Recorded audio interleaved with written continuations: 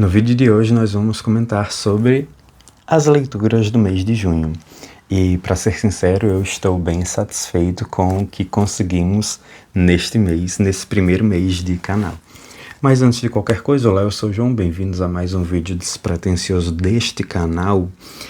E no vídeo de hoje neste vídeo em específico, eu vou comentar inicialmente sobre as leituras que eu fiz ao longo deste mês, comentar os vídeos que tem aqui para essas leituras, porque tem algumas coisas aqui que eu li, mas não trouxe vídeo para o canal, e eu ainda estou ponderando se eu farei isso. Logo em seguida eu vou comentar sobre os outros 2 livros que eu estou lendo e que terão vídeo aqui no canal ao longo do próximo mês. Mas vamos lá. Como eu falei anteriormente, eu estou bem satisfeito com o resultado deste mês, porque para quem não estava lendo muita coisa, conseguir ler 4 livros é um sucesso. Como eu falei no primeiro vídeo do canal, meu objetivo aqui é retomar o meu ritmo de leitura, que eu tinha há mais ou menos uns 3 anos, compartilhar a minha experiência com outras pessoas e também convidá-las a fazer o mesmo que eu, a pegar um livro, ler e tirar suas próprias conclusões. No primeiro vídeo do canal também mencionei 6 livros que eu iria ler ao longo do segundo semestre. Eu já consegui ler um. No próximo mês teremos outro e assim vamos até o final do ano. Mas vamos lá, o primeiro livro que eu finalizei neste mês foi O Problema dos Três Corpos, do Cixin Liu. Eu fiz um vídeo bem longo aqui, acho que ele tem mais de 50 minutos.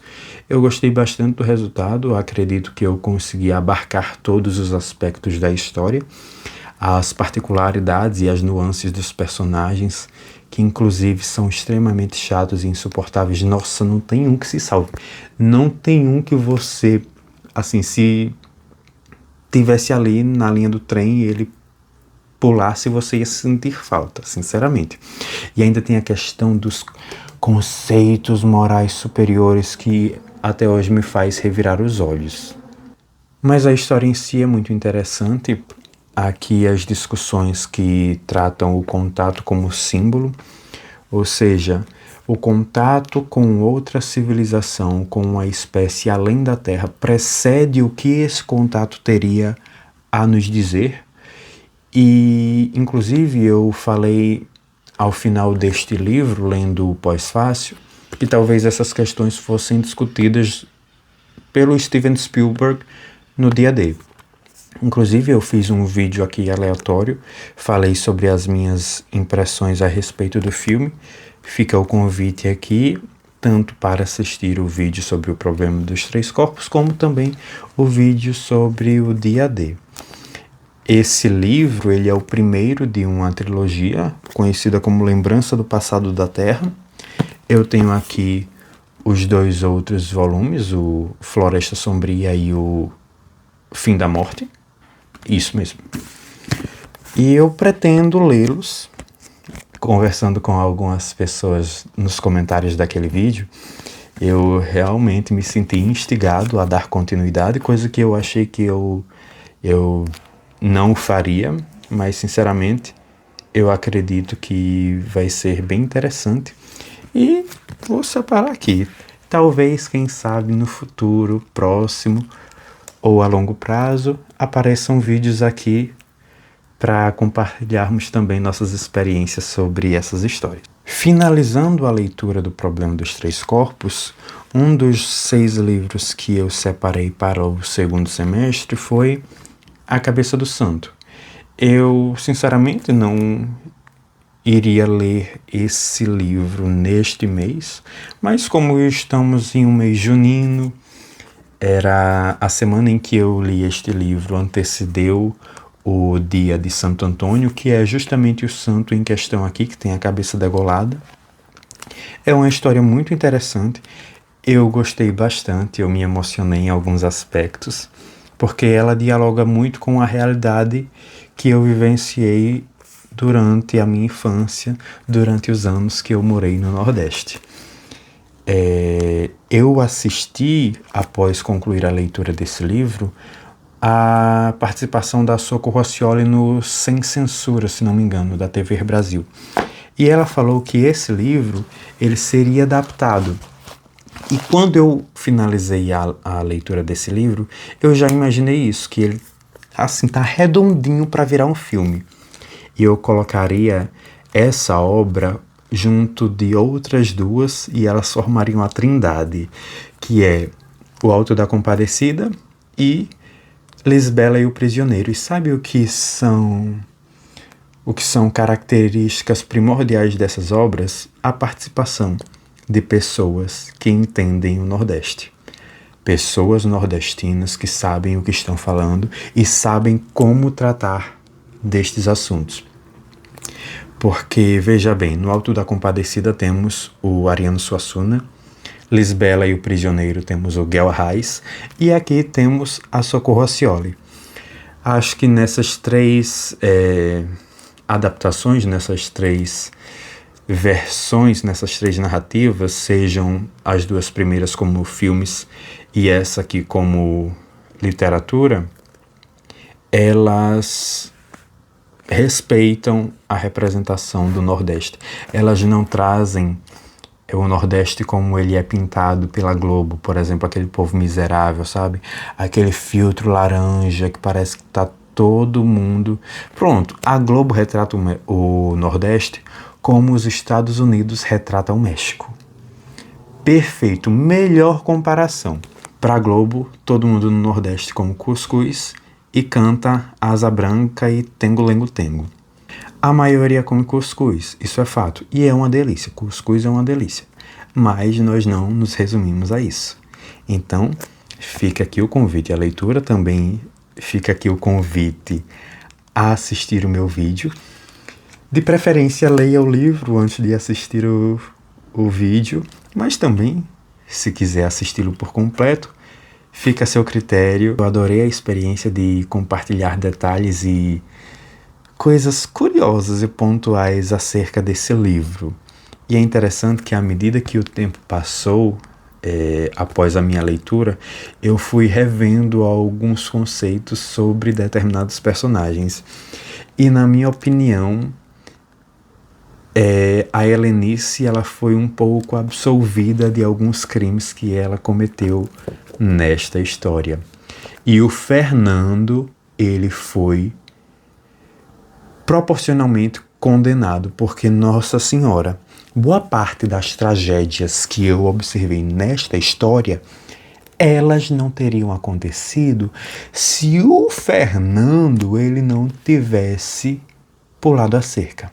Se o Fernando tivesse conseguido manter o zíper da calça dele fechado, não haveriam vários problemas, várias problemáticas que teriam que ser resolvidas aqui nesta história. Entendeu? Mas é isso. Livro interessante. Inclusive eu vou tecer alguns paralelos em relação ao livro que vamos tratar agora, que eu li posteriormente a esse, que é justamente O Velho e o Mar, do Hemingway. Primeiramente, vocês conhecem o Hemingway? Eu vou deixar aí uma foto do Hemingway. Gente do céu, olha esse homem. Aí você olha para a temática desse livro aqui, O Velho e o Mar, parece até que ele que pescava peixe à mão. Veja. Enfim, esse livro é maravilhoso. Nossa Senhora, ele tem 95 páginas. 95 páginas. Mas ele consegue ter uma profundidade e um impacto, assim, tremendo. Tremendo, de verdade. E uma coisa que é bem destoante entre esses dois livros é que enquanto a Socorro Acioli ela floreia bastante aqui o texto dela, o Hemingway ele é seco, ele é direto, mas ele é extremamente cirúrgico. Ele passa o recado, você vai entender. sem nenhum problema. Essa é a história do Santiago. Santiago, ele é um homem bem miserável, nossa senhora. Eu fiquei assim, à medida que foi sendo descrita a situação dele, eu fiquei assim, olha, parece o Santiago é aquele tipo de pessoa que você percebe que precisa de ajuda, mas você não sabe se deve ajudar, se ela quer ajuda, se ela vai se sentir confortável com isso. São questões bem complexas. A relação que ele tem com o mar e com o peixe em si, com o marlim, também é de profundo respeito, é admirável. A relação que o Manolim tem com ele, o Manolim é o menino que meio que cuida do Santiago, você percebe o amor que o menino tem pelo Santiago, como se fossem neto e avô. E uma característica que talvez possamos aprender com o Santiago, que na verdade eu já tento aplicar na minha vida, é justamente que você se deparou com uma situação difícil, tá tudo bem. Apesar de que em alguns momentos essas situações elas se multipliquem, essas situações elas pareçam desesperadoras, o que nos cabe é seguir em frente e lidar com o que vier. Porque se você está no fundo do poço, é melhor você não olhar para baixo, não olhar para os lados. É melhor você olhar para cima. Porque se você já está no fundo do poço, você quer o quê? Procurar petróleo? Não, né? Para cima, para cima.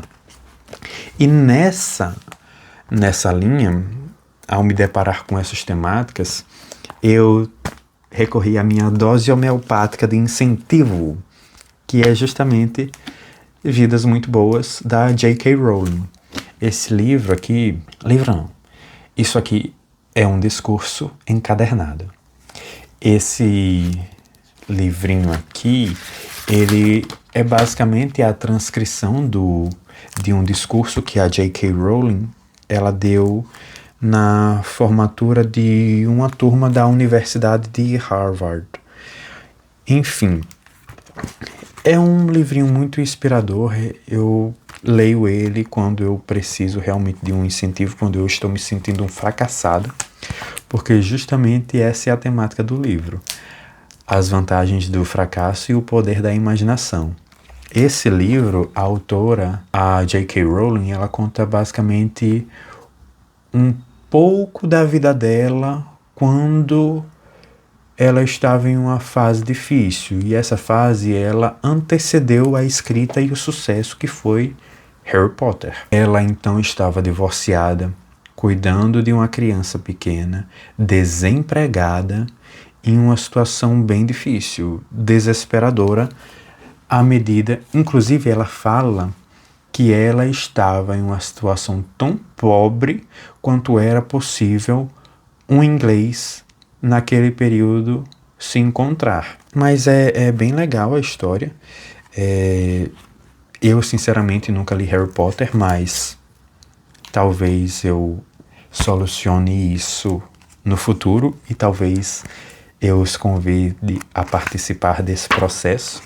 Mas meu primeiro contato com a autora eu acho que foi bem proveitoso. Inclusive, nessa história, ela consegue nos passar a sensação de estarmos presentes naquele auditório, naquela formatura. E é o que, no final das contas, ela faz questão de desejar. E é muito fofinho. Ela simplesmente deseja vidas muito boas. Ela espera e deseja sucesso, enfim, aos alunos, que eles não conheçam e não romantizem a pobreza, mas, sobretudo, ela deseja que os alunos em si tenham vidas muito boas. Porque você ter uma vida boa não depende necessariamente de sucesso financeiro, enfim. Apesar de que dinheiro seja primordial para suprir conforto. mas não é isso que necessariamente define uma vida muito boa. Em seguida não, ao longo do mês, eu li os Diários de Santa Faustina. Para quem não conhece, Santa Faustina é essa daqui, Santa Faustina Kowalska, e é ela que é atribuída à imagem da Divina Misericórdia. Esse livro foi o livro do mês do Clube do Livro da Igreja, e eu tive várias questões relacionadas a essa história. Inclusive, eu não trouxe vídeo aqui porque eu tenho receio da minha opinião, das minhas impressões soarem desrespeitosas para alguém. Apesar de ser católico, eu tenho algumas ressalvas quanto a esse tipo de leitura, de literatura, não é? Mas é uma história que podemos tirar vários ensinamentos interessantes. Eu ainda vou ponderar e amadurecer a ideia, mas talvez, não é? Vamos lá. E essas foram as leituras do mês. Para ser sincero, eu fiquei bem satisfeito, eu fiquei bem surpreso, fiquei instigado a continuar nessa trajetória, e é nesse sentido que eu já comecei, inclusive, a ler o livro da próxima semana, que é justamente A Desumanização do Walter Ugumãe. E, sinceramente, esse livro, para mim, está sendo uma surpresa. Porque Por que eu comprei esse livro? Por conta disso aqui, olha só. Tá para ver? Esse livro eu comprei em um sebo, e eu gosto bastante de comprar livros em sebo porque está ligeiramente mais barato do que alguns livros novos na Amazon. Ligeiramente, porque em alguns casos o livro do sebo está mais caro do que na própria Amazon novo. Um livro usado está mais caro do que um livro novo na Amazon. Mas uma característica que eu gosto bastante dos livros usados é justamente que eles trazem em si as marcas dos seus antigos proprietários. E eu gosto bastante quando tem, por exemplo, uma dedicatória, um carimbo, alguma anotação, mas obviamente nada que prejudique a leitura do livro, nenhuma marcação, nenhum grifo no miolo, obviamente. E assim, eu li essa dedicatória e eu achei ela tão fofinha, ela conversou comigo no momento em que eu a li pela primeira vez. Eu acho que ela me disse o que eu precisava ouvir naquele momento. Inclusive, muito obrigado, Rodrigo. Inclusive, eu li essa dedicatória no final do meu vídeo sobre a cabeça do santo. E eu achei que fosse uma história bonita. Mas não, pelo contrário. Isso aqui é o puro extrato do absurdo. Em vários momentos eu estou na página...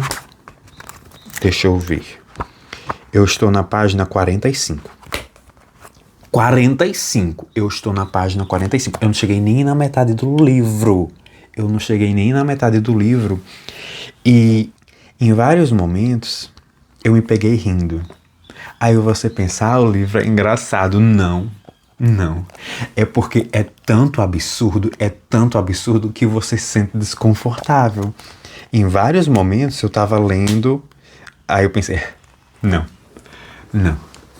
é possível que eu li isso. Não é possível que eu li isso. Tudo bem, dá um tempinho, eu retomo a leitura, aí, não é possível que eu vou ler isso. É sério, é um absurdo atrás de outro. E isso aqui, sinceramente, me deixou extremamente desconfortável. Está me deixando extremamente desconfortável. Tanto é que eu comecei semana passada e eu ainda estou na página 45. Isso aqui traz temáticas tão problemáticas, tão complexas, mas eu acho que as pessoas elas só lembram da escrita do Walter Ugumem, que assim como a escrita da Socorro Acioli, é extremamente floreada. Aqui você vai tirar várias ideias e várias aspas para você colocar como legenda de foto, como dedicatória de livro, carta para alguém. E assim você vai encontrar muitas passagens propícias e escritas com esse objetivo. Mas, sério, eu nunca vi ninguém comentar sobre os absurdos que estão contidos aqui. Olha, spoiler. Tá vendo aqui? Atrocidade. Tem coisa... Eu vou resguardar a minha opinião para o vídeo que sairá na próxima semana. Fica aí o convite. E o livro que eu separei para o próximo mês, dos 6 livros para o segundo semestre, foi Fundação, do Isaac Asimov. Eu, sinceramente, estou empolgado para dar início a essa leitura, justamente porque eu conheci meu primeiro contato com esta obra foi através da série da Apple TV. Acho que é a Apple TV. E eu gostei bastante.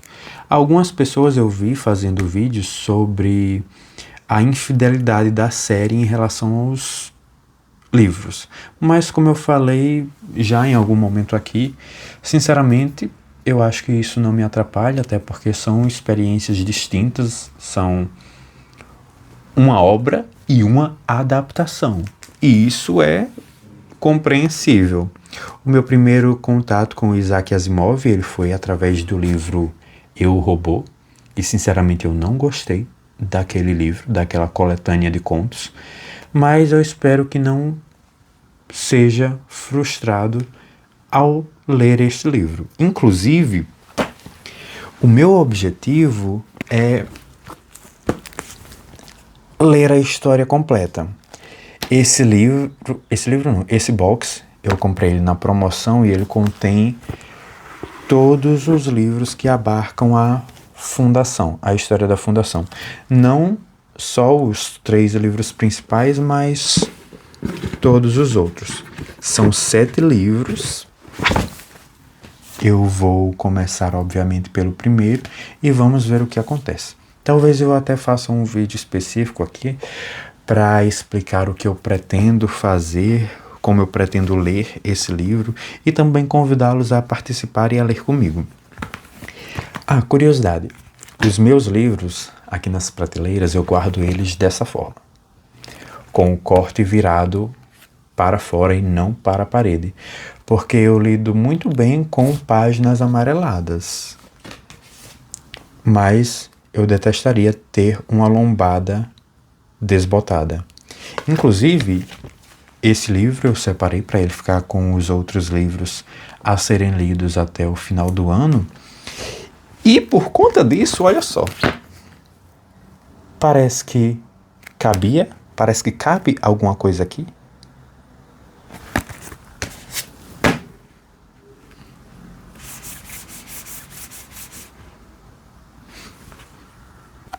Desvantagens de box Molenga com livros de brochura. Parece que ele se reproduz, sério. Sabe? Enfim. Mas é isso. Antes de encerrar esse vídeo, eu gostaria de agradecer imensamente a todos que chegaram aqui e que aqui permanecem. Meu muito obrigado. Obrigado pelas mensagens de incentivo, as mensagens de parabéns. Eu espero também estar contribuindo com vocês, eu espero estar atendendo às expectativas e também a confiança que estão depositando em mim. No mais, vejo todos no próximo vídeo do canal. Se vocês gostaram, deixem um like. Se vocês gostaram do canal, considerem ficar por aqui, inscrevam-se. E é isso, até mais. Tchau!